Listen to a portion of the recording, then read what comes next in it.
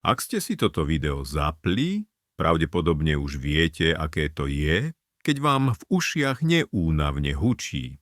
Viete, čo je to neustály zvonenie, bzučanie alebo pískanie, ako by ste mali v hlave malý nevypnutý televízor, ktorý nikto nevie stíšiť. Tento zvuk vám nedá pokoj ani cez deň, ani v noci. Keď si ľahnete, namiesto vytúženého ticha počujete len ten istý monotónny tón. Zobudíte sa a je tam znova, ako by nikdy neodišiel. Niekedy sa zdá, že sa blázni nielen ucho, ale aj vy sami. A lekár? Ten väčšinou iba pokrčí plecami, vraj vek. Predpíše vám tabletky, vitamíny a doplnky, ale ten nepríjemný šum pretrváva. Znie vám to povedome?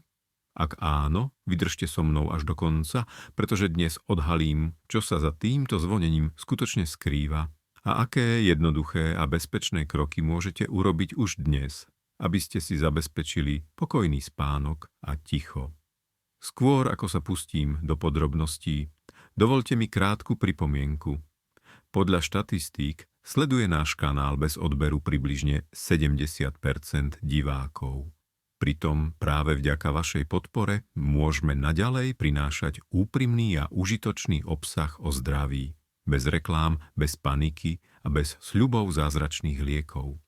Ak si ceníte pokojné a rozumné vysvetlenie medicíny, prihláste sa na odber hneď teraz a vždy sa dozviete o nových odporúčaniach a radách, ktoré pomáhajú žiť dlhšie a cítiť sa lepšie. Ďakujem vám za dôveru a pozornosť venovanú vášmu zdraviu. Teraz k veci. Musíte pochopiť, že šum v ušiach, tinnitus, nie je choroba, je to signál. Vaše telo sa vám snaží niečo povedať. Nie je to len otravný zvuk, je to núdzové volanie, SOS, ktoré vysiela váš sluchový aparát. Ak sa naučíte tento signál správne počúvať, dokážete nielen odstrániť symptóm, ale aj efektívne riešiť jeho koreňovú príčinu. Predstavte si svoj sluch ako komplexnú sieť mikroskopických buniek, nervov a ciev. Neustále pracujú, prijímajú zvuky a prenášajú ich do mozgu. Na to však potrebujú stálu výživu, dostatok kyslíka a normálne prekrvenie. Ak je tento tok z nejakého dôvodu narušený, nervové bunky začnú hladovať, chýba im energia a preto začnú do mozgu vysielať falošné signály. Mozog ich následne interpretuje ako zvuk. Takto vzniká tinnitus. Príčin tohto stavu môže byť viac ako 10. Patrí sem prechodný pokles alebo zvýšenie tlaku, napätie v krčnej oblasti, stres, nadmerná hluková záťaž, zmeny súvisiace s vekom, prítomnosť ušného mazu, zátka, cievne problémy, alebo dokonca niektoré lieky, ako je napríklad aspirín, alebo určité druhy antibiotík. Základná logika je však rovnaká. Systém je unavený, jeho nastavenie je narušené a namiesto ticha začne hučať ako staré rádio, ktoré stratilo čistú frekvenciu. A tu je kľúčové neurobiť hlavnú chybu. Nehľadať zázračnú tabletku, ktorá by šum jednoducho vypla, pretože taký liek neexistuje. Existuje iba komplexný súbor opatrení, ktoré pomáhajú mozgu a sluchovému systému obnoviť prirodzenú rovnováhu. Čím skôr začnete konať, tým väčšia je šanca, že sa váš komfort vráti. Keď hovorím začnite konať, nemám na mysli i hneď bežať do lekárne. Prvým krokom je pochopiť, aký typ šumu u vás prevláda. Je rôzny. Môže byť jednotónový, pulzujúci, niekedy sa zosilňuje, inokedy utícha iba v jednom uchu alebo v oboch naraz. Tieto detaily sú kľúčové, pretože môžu napovedať, kde je presný zdroj problému. V uchu, v nervoch, v cievach, v krku alebo dokonca v mozgu. Vysvetlím, aké druhy šumu si vyžadujú okamžité lekárske vyšetrenie a aké môžete dostať pod kontrolu sami. Rozoberieme si, prečo lieky v tomto kontexte takmer nepomáhajú a čo skutočne funguje, od jednoduchých cvičení až po cielenú zvukovú terapiu. Poďme sa pozrieť, čo sa deje vo vnútri. Predstavte si hudobný orchester. Každý nástroj hrá svoju notu, bicie, husle, trúbky. Kým dirigent drží rytmus, znie harmónia. Ako náhle sa čo i len jeden nástroj odchýli, orchester sa zmení na nepríjemnú kakofóniu. Naša sluchová sústava funguje rovnako, keď je všetko zladené, ucho, sluchový nerv a mozog pracujú synchronne a vy počujete ticho.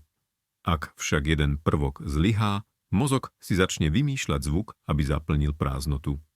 Takto sa objaví tinnitus, fantómový šum, ktorý v skutočnosti z vonkajšieho sveta nepochádza. Všetko sa začína v uchu. Ucho nie je len nejaká dierka, ako si mnohí myslia. Je to zložitý aparát tvorený 3 oddielmi, vonkajším, stredným a vnútorným. Vo vnútornom uchu sa nachádza drobný orgán, slimák, kochlea. Vyzerá ako malá špirála, vo vnútri ktorej sú tisíce mikroskopických vláskových buniek. Tieto bunky zachytávajú zvukové vibrácie a premieňajú ich na elektrické impulzy. Tieto impulzy putujú sluchovým nervom priamo do mozgu, kde sa transformujú na to, čo vnímame ako zvuk. Keď sa však tieto vláskové bunky v podstate sa šum nezosilnil, len sa ho mozog naučil báť. A všetko, čoho sa mozog bojí, zosilňuje. Preto je dôležité pracovať nielen so samotným uchom, ale aj s napätím v tele, so spánkom a celkovým stavom nervového systému. Tinnitus nie je len problém ucha. Je to problém komplexnej rovnováhy medzi telom, mozgom a emóciami. Teraz sa zamerajme na varovné signály. Ak je šum len v jednom uchu, je to dôvod na dôkladné lekárske obhliadnutie. Ak sa šum zhoduje s tepom srdca, môže ísť o cievny problém. Ak sa šum objavil náhle, najmä v kombinácii so závratmi, je potrebné konať mimoriadne rýchlo. A ak šum sprevádza necitlivosť, slabosť alebo pretrvávajúca bolesť hlavy, je nutné vylúčiť cievnu patológiu mozgu. Vo väčšine prípadov šum našťastie nesúvisí s ničím nebezpečným, ale skontrolovať to musíte. Minimum, ktoré by ste mali absolvovať: vyšetrenie u ORL lekára, audiogram, Doppler vyšetrenie ciev, kontrola tlaku a konzultácia s neurologom. To stačí na pochopenie skutočnej príčiny. V 9 z 10 prípadov nie je príčinou šumu choroba, ale stagnácia, svalové napätie, stres a zmeny ciev spojené s vekom. A s týmto sa dá efektívne pracovať. Teraz si povieme, čo skutočne pomáha bez tabletiek a bez paniky. Všetko začína krkom. Jednoduché otáčanie hlavy doprava, doľava, dopredu a dozadu po 10 opakovaní. Pomaly, s pravidelným dýchaním. To zlepšuje prítok krvi do hlavy. Druhý krok, dýchanie. Nádych na 4 doby nosom, výdych na 6 dôb ústami. 10 opakovaní ráno a večer. Týmto aktivujete blúdivý nerv, znižujete krvný tlak a zlepšujete cirkuláciu. Tretí krok, strava.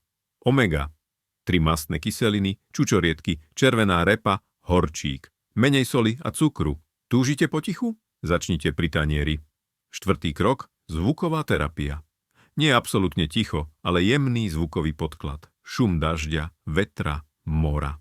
Mozog sa prestane zúfalo sústrediť na vnútorný zvuk a jednoducho ho zabudne. Piatý krok, pohyb. Každodenných 20 minút svižnej chôdze. Bez fanatizmu, ale pravidelne. A teraz dôležité, čo nesmiete robiť. Nekvapajte si do uší nič. Ani olej, ani cibuľu, ani propolis. Nečakajte, kým to prejde. Neutlmujte všetko bezhlavo tabletkami. Neseďte v absolútnom tichu, to šum len zosilňuje. A neverte rýchlym zázračným prostriedkom. Toto všetko je cesta do slepej uličky. Teraz hlavný bonus, plán na 2 týždne. Prvých 7 dní, ráno, pohár čistej vody. Dýchanie 4x6. Pravidelné otáčanie hlavy, 20-minútová prechádzka. Zvuková terapia večer a minimum soli. Druhý týždeň. Do jedálnička pridajte výživu. Orechy, ryby, zeleninu, menej cukru, kontrastná sprcha, viac pohybu. Už po 3 dňoch sa šum stane miernejším. Po 1 týždni začne mozog filtrovať to, čo je navyše. Po 2 týždňoch si všimnete, že sa ticho vracia. Nie je to zázrak, ale výsledok striktnej pravidelnosti. Doplnkové rady k výžive. Strava nie je dieta, ani len dočasné opatrenie.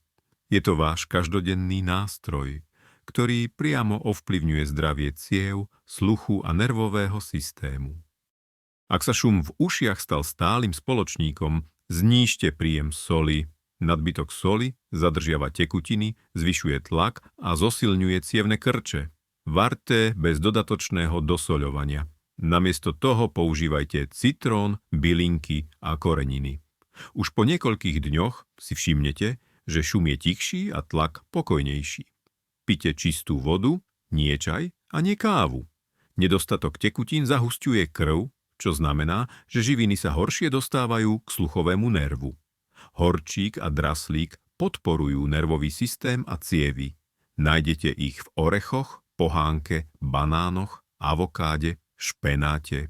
Mastné ryby a červená repa zlepšujú mikrocirkuláciu. Zaraďte ich do jedálnička 2 alebo 3 krát týždenne.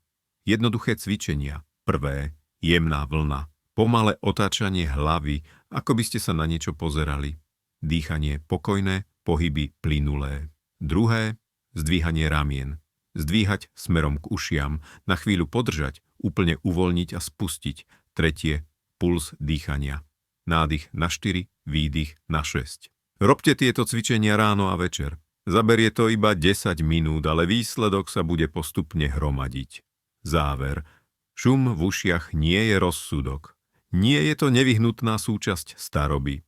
Je to jazyk, ktorým telo hovorí: potrebujem pomoc. Doprajte mu vodu, pohyb, výživu a pokoj. Počúvajte život, nie šum. Už po 2 týždňoch si všimnete významné zmeny v tele, v spánku a v nálade. Ak ste pripravení začať túto cestu k tichu, napíšte do komentárov slovo začínam. Je to váš prvý, dôležitý krok. Dajte nám páči sa mi to, ak si myslíte, že tieto vedomosti by mal mať každý, a prihláste sa na odber kanála, aby ste nezmeškali ďalšie video. Starajte sa o seba, dýchajte hlbšie a žite dlhšie, pokojne, vedome a s tichom vo vnútri.